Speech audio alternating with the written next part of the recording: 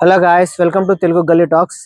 ఈ రోజు మనం మాస్ మహారాజా రవితేజ మూవీ రిలీజ్ భర్త మహాశైలకు విజ్ఞప్తి మూవీ.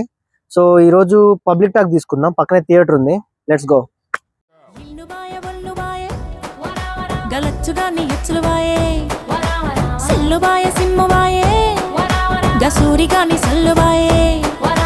మూవీ ఎలా ఉంది? బాగుంది మూవీ కత్తనంగా ఉందన్న.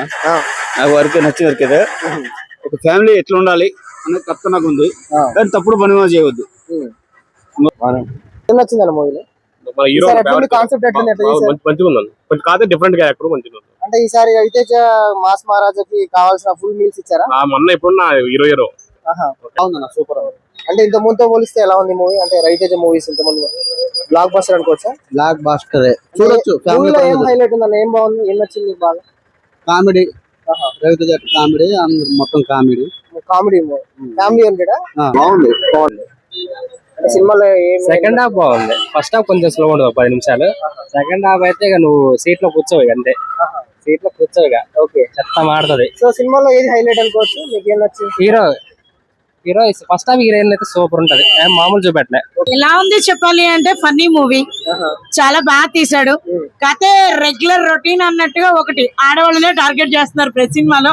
నేనైతే అలా అని కాదు, మూవీలో డైలాగ్స్, ఓల్డ్ శోభన్ బాబు సాంగ్స్ ని రీక్రియేట్ చేసి చాలా బాగా చేశారు. మూవీ అయితే బాగుంది, ఫ్యామిలీ ఎంటర్టైన్మెంట్, అందరూ వచ్చి చూడొచ్చు. మాస్ మహారాజా నుంచి బాయిలో వల్లి సాంగ్ దగ్గర నుంచి ఫుల్ మీల్స్ అంటే మీరు స్టార్ట్ అండ్ నవ్వుతూనే ఉంటారు, no doubt. Blockbuster hits లో ఇది కూడా one of the blockbuster అనేది ఖచ్చితంగా చెప్పొచ్చు. సినిమాలో ఏమో హైలైట్ ఏం నచ్చింది? సినిమాలో హైలైట్ రవితేజ యాక్షన్ ఒకటి.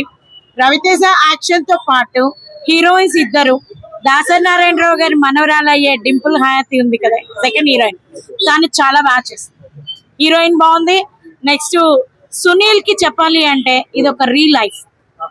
యాక్టర్ సునీల్ హీరోగా వెళ్ళి కొంత బ్యాక్ అయ్యాడు, మళ్ళీ విలన్ గా చేశాడు, పుష్పలో బ్యాక్ అయ్యాడు. కానీ ఈ సినిమాలో ఫుల్ ప్లెడ్జ్ కమెడియన్ గా సునీల్ కి ఒక రియల్ లైఫ్.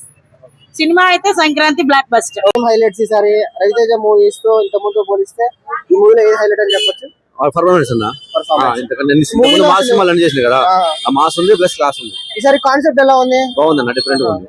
అంటే బ్లాక్ బస్టర్ అనుకోవచ్చా? బ్లాక్ బస్టర్ చాలా బాగుంది. అంటే సినిమాలో కామెడీ అంతా కామెడీ, కాన్సెప్ట్ ఎలా ఉంది? కాన్సెప్ట్ కూడా బాగుంది. కొత్త ఫ్యామిలీ ఫ్రెండ్స్ చూడొచ్చు అన్న. ఓకే, ఇద్దరు హీరోయిన్స్ పర్ఫార్మెన్స్ బాగుంది అన్న.